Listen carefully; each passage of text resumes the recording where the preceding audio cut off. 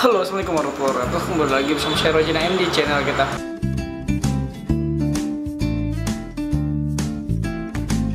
Di video kita kali ini kita akan kembali bahas tentang konter teman-teman. Yang akan kita bahas adalah kalau kita mau buka konter di tahun 2019 ini, berapa sih modal serta alat apa aja serta perlengkapan apa saja yang harus teman-teman siapkan. Oke. Yang pertama adalah kita bahas dulu alat-alat dan perlengkapannya. Yang pertama itu adalah lokasi atau tempat kita untuk berjualan atau buka konter ya. Jadi teman-teman cari tempat-tempat yang strategis. Kalau teman-teman sudah punya modal untuk sewa tempat, boleh cari tempat-tempat yang strategis. Misalkan di daerah pusat perbelanjaan, di dekat sekolah, di dekat kampus, atau mungkin di ruko-ruko pinggir jalan.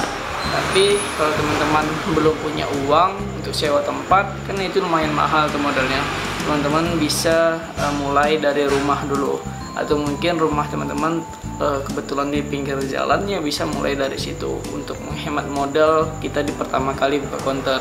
Jadi modal yang ada itu habiskan aja untuk alat-alat serta barang-barang yang akan kita jualkan.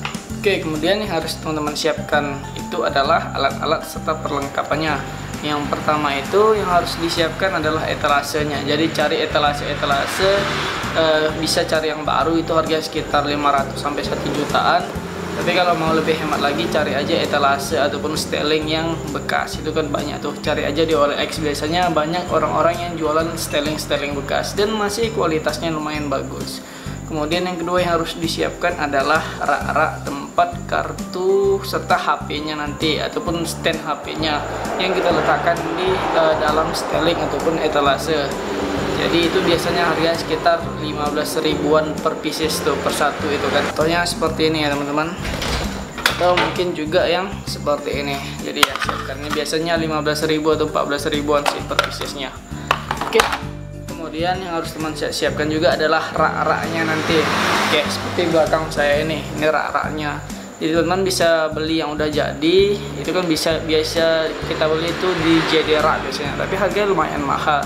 Kalau teman-teman mau hemat lagi, cari aja tukang, kemudian suruh ataupun minta untuk dibuat seperti ini, dan bahannya pun bisa cari kayu-kayu atau papan yang bekas aja, ataupun triplek yang bekas. Jadi bisa lebih menghemat modal kita dalam mendesain atau membangun konter kita. Kemudian yang harus disiapkan juga adalah HP untuk transaksi nanti, pulsa. Oke, jadi HP-nya boleh HP kecil yang jadul atau HP Android. HP jadul kalau teman-teman mau transaksi pulsanya ataupun dan lain itu pakai SMS. Tapi kalau teman-teman mau menggunakan aplikasi dan WhatsApp misalkan, itu teman-teman harus gunain Android. Jadi siapkan satu HP. Kayaknya sih kita punya HP pribadi kan, jadi gunakan HP pribadi itu aja. Kemudian selanjutnya adalah spanduk ya. Spanduk juga jangan lupa cetak dengan nama konter kita, alamat konter kita. Kemudian juga barang-barang yang umum yang kita jual, misalkan pulsa, paket data, aksesoris HP, itu jadi cantumkan di spanduknya. Jadi spanduk ini untuk menambah daya tarik orang untuk berkunjung ataupun datang di konter kita. Kemudian yang terakhir yang harus kita siapkan itu, kalau teman-teman ada rezeki atau dana lebih, boleh siapkan komputer. Oke, dengan komputer itu nanti mana tahu ada orang yang mau isi lagu, kemudian isi musik dan sebagainya, yang bisa nambah pendapatan kita. Tapi ingat, jangan mau terima jasa untuk isi-isi film-film yang tidak moral ya, seperti itu teman-teman tahulah. Kemudian yang selanjutnya adalah mencari agen untuk kartu perdana dan kuota, serta mencari supplier barang kita nantinya yang akan kita jualkan. Cara agar kita mencari agen untuk menyuplai kartu perdana dan kuota kita adalah teman-teman bisa tanyakan aja langsung ke konter-konter ataupun orang-orang yang udah jualan pulsa ataupun pakai data yang udah ada di sekitaran teman-teman. Tanyakan kepada mereka di mana mereka mengambil stok kartu perdana dan kuota mereka. Tapi tanyakan dengan ramah ya kan, ajak kenalan atau mungkin beli paket datanya dulu. Setelah mereka ngasih tahu, ya coba datangi lokasinya dan coba tanyakan atau ambil barang dari situ. Kemudian untuk aksesoris ataupun barang-barang yang ada di konter yang akan kita jualkan, teman-teman bisa cari di toko grosiran aksesoris HP yang ada di kota teman-teman sekalian untuk menghemat ongkos kirim. Tapi kalau teman-teman mau lebih mudah lagi, bisa cari aja di online marketplace, bisa di Bukalapak, Lazada, Tokopedia, atau mungkin Shopee. Dan biasanya sih di Shopee itu lebih murah sih dalam hal ongkos kirimnya. Untuk harga relatif sama, untuk offline dan online itu paling beda sekitar 3 sampai 5 ribuan aja sih biasanya. Untuk stok HP saya nggak bisa langsung kasih tahu di mana suppliernya, karena saya juga kan daerahnya berbeda-beda dengan teman-teman. Jadi teman-teman, saran saya cari aja di daerah teman-teman semuanya. Pastinya kan ada tuh toko-toko grosiran HP, atau bisa juga cek di marketplace ataupun toko online seperti Bukalapak, Lazada, Shopee dan sebagainya.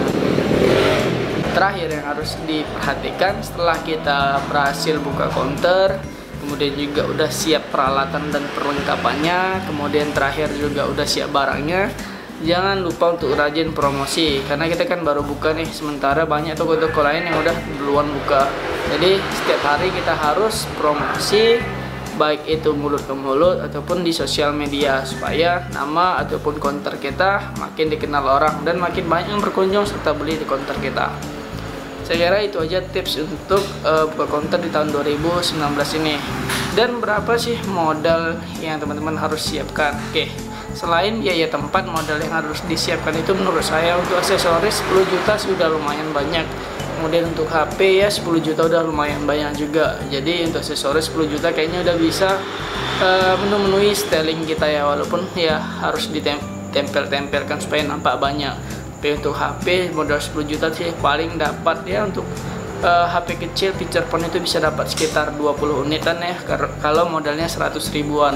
Tapi kalau Android yang modal sejutaan paling cuma dapat 5 unitan. Mungkin ya 5 unit untuk HP kecil dan 5 unit untuk HP Android, dan saya kira 20 jutaan udah cukup lah untuk memulainya.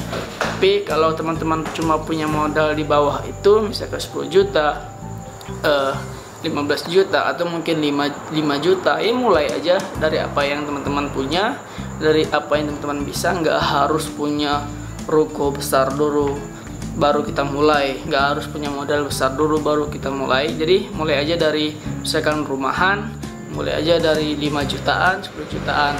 Yang penting kita mulai dari sekarang. Kalau memang udah pas niatnya, udah bulat tekadnya untuk mulai di dalam usaha ini.